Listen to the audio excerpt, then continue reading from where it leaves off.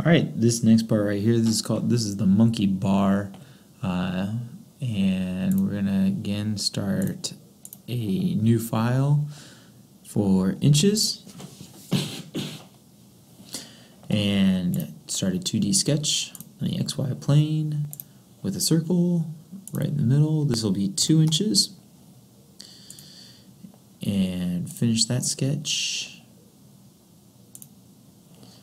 and extrude this part 36 inches.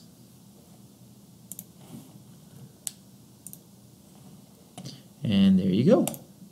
Make sure you save it. Go to Save As, put it in your playground folder, and title this Monkey Bar with your initials, please. Thank you.